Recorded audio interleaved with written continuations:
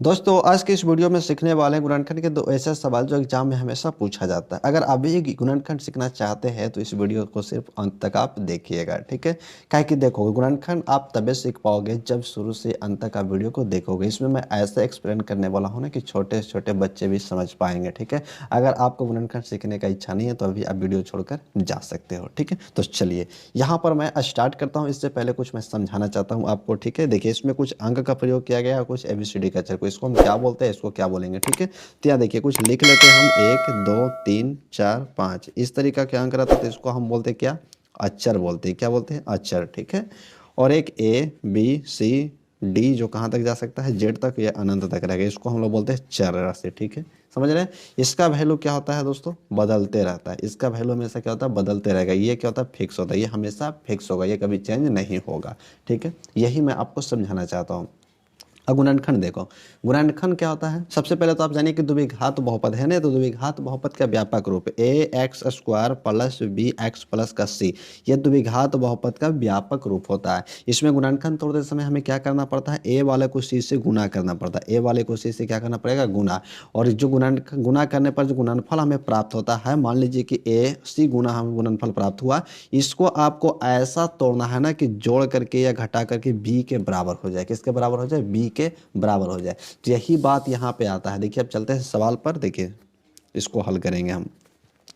यहाँ पर देखिए ये होता है ए बी और सी। तो ए वाले को सी से आपको गुना करना था, 6 का 6 बार हम गुना कर लेते हैं यहाँ पर, तो कितना है 36। अब 36 को आपको ऐसा तोड़ना है ना कि जोड़ने या घटाने पर ये 5 के बराबर हो जाए। किसके बराबर, 5 के। तो यहाँ पर देखो 36 को कर सकते हैं 9 चौके 36, कितना बार में आप कर सकते हो, 9 चौके 36 से, ठीक है।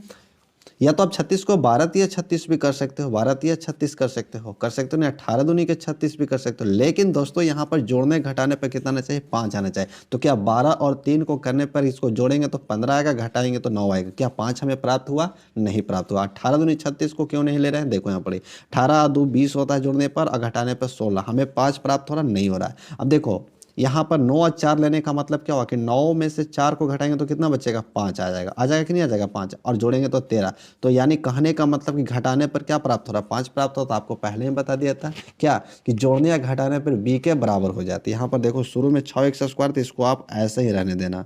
अब इसको आपको 9 और 4 को ऐसा लिखना है ना क्या कि घटाने पर माइनस का 5 है, तो बड़का को हम माइनस में रखेंगे, छोटका को क्या रखेंगे, प्लस में रखेंगे, तब हमें माइनस का 5 प्राप्त होगा। तो यहाँ पर वही लिखना है, 9x माइनस प्लस का 4x रखना है, ठीक है। तब ना 9 में से 4 को घटा देंगे तो 5x, गुना करने पर फिर से क्या प्राप्त हो जाए, 36 प्राप्त हो जाए। यानी 6 यहाँ पर आपको लिख देना है, ठीक है। अब यहाँ से क्या करोगे, इधर से देखो ये दो को अलग हो जाता है और ये दो को क्या हो जाता है, अलग हो जाता है। क्या है कि यहाँ पे कॉमन करना पड़ता है आपको, ठीक है। तो यहाँ पे कॉमन नहीं समझ में आता तो मैं देखो छोटा छोटा इसको टुकड़ा कर देता हूँ, ठीक है। 6 को कैसे लिख सकते हैं, 2 गुना 3 लिख सकते हैं। एक्स स्क्वायर को कैसे लिखोगे, एक्स गुना एक्स लिखेंगे, ठीक है। माइनस 9x को कैसे लिखेंगे, 3 गुना 3 करके लिखेंगे, और x को तो x ही रहने देंगे। और यहाँ देखो प्लस, अब यहाँ से 4x है तो 4 को कैसे लिखेंगे, 2 गुना 2, गुना में x लिखेंगे, प्लस का 6 को 2 गुना 3। अब आपको आसानी होगा कॉमन करने में। देखो यहाँ से यहाँ तक हमें कॉमन करना है, तो कौन कौन सी ऐसी संख्या है जो दोनों में मिलता है, दोनों तरफ ये दोनों में मिलेगा, उसी को हमको कॉमन लेना। तो देखो यहाँ पर 3 मिल रहा है और 3 मिल रहा था, पहले तो 3 निकलेगा, फिर देखो x है तो x है, तो यहाँ पर x निकलेगा। अब जो इधर बच गया वही यहाँ पे लिख देना है। तो 2 बचा था 2 लिखेंगे, x बचा था x लिखेंगे, घटाओ बचला घटाओ लिखेंगे। यहाँ पर देखो 3x तो बाहर आ गया था, तो यहाँ पे क्या बचेगा 3। ऐसे ही करके आपको कॉमन लेना है। यहाँ पर प्लस है तो प्लस लिखेंगे। समझ में आ रहा है ना, यस सर, समझ में तो आ रहा है। चलिए अब इसमें क्या कॉमन लेगा, तो यहाँ पर देखो 2 2 दोनों तरफ है, तो 2 को हम कॉमन करेंगे और कोई कॉमन होने वाला नहीं है। तो यहाँ पर देखो बची क्या का 2x और प्लस का प्लस, यहाँ पे 3 बचा। और यहाँ पर भी आपको एक कॉमन लेने की बारी आता है। देखो यहाँ पे दोनों मैच कर रहा है ना, तो दोनों को क्या करेंगे, कॉमन ले लेंगे। तो 2x माइनस का 3 को हम कॉमन ले लिए, ठीक है। तो यहाँ पर आपका क्या बच गया, यहाँ पर आपका बच गया 3x है, और यहाँ पर प्लस का 2, यही आपका गुणनखंड का आंसर हो गया। इतना पर एग्जाम में करते हो तो आपका 2 नंबर फिक्स है, ठीक है। और ये स्टूडेंट 8 क्लास और 9 क्लास 10 क्लास तीनों क्लास के लिए, 7 क्लास तक के भी चलेगा, ठीक है। चलिए अब हम एक प्रश्न और करेंगे और एक प्रश्न आपको होमवर्क देंगे, जो आपको कमेंट में इसका आंसर बताना है। चलिए देखिए एक माइनस वाला कर लिया तब एक प्लस वाला भी यहाँ पर हम कर लेंगे।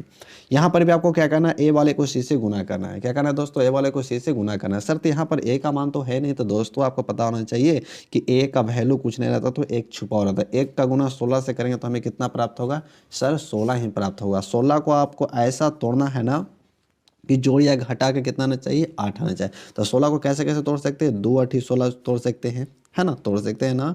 फिर 16 का एक बार पढ़ के भी 16 को तोड़ सकते हैं, 4 चौके भी 16 तोड़ सकते हैं, क्या और भी तोड़ सकते हैं, नहीं तोड़ सकते, है ना।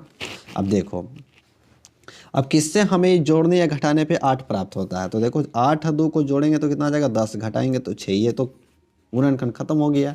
अब देखो 16 में 1 जोड़ेंगे तो आएगा 17, घटाएंगे तो आएगा 15, ये भी संभव नहीं है। 4 को 4 के साथ जोड़ेंगे तो 8, ये लो भैया प्राप्त हो गया। लेकिन हमें लाना किस में है, माइनस में, तो यहाँ पर 4 को माइनस में रखेंगे दोनों को, तब ना आएगा माइनस का 8। यस सर, बहुत अच्छे तरीका से हम समझ रहे हैं, ठीक है। यहाँ पर देखो शुरू का जैसा वैसा ही रहने देना है। इसको हम कैसे तोड़ेंगे, माइनस का 4 और माइनस का 4 के साथ, तो माइनस का 4x और माइनस का 4x। यहाँ पे 16 को आपको कुछ नहीं करना, सी का वैल्यू को रहने देना और ए का वैल्यू को भी कुछ नहीं करना है, ठीक है। अब यहाँ से देखो 2 को अलग, 2 को अलग करेंगे। इसको एक्स स्क्वायर को कैसे लिखेंगे, एक्स गुना एक्स लिखेंगे सर, ठीक है। 4x को कैसे लिखेंगे, 2 गुना एक्स करके लिखेंगे, और इधर वाले को फिर इसको भी लिखेंगे 2 गुना एक्स लिखेंगे, ठीक है।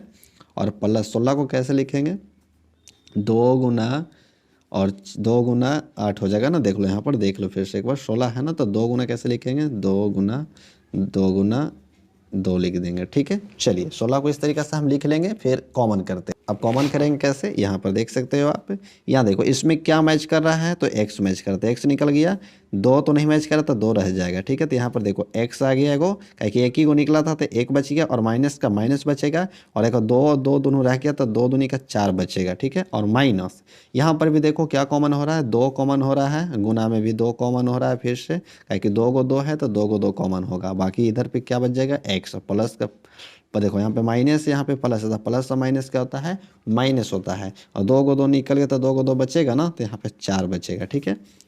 अब यहाँ पर देखो क्या कॉमन हो रहा है, फिर से देखो यहाँ पे ये दोनों कॉमन होगा, तो ये दोनों को भी हम निकाल लेंगे x माइनस का 4 करके, तो यहाँ पर क्या बचेगा, x बचेगा, और 2 दूनी का कितना होता है 4, 3 माइनस का 4 बचेगा, यही हमारा क्या होगा, राइट आंसर हो गया, ठीक है।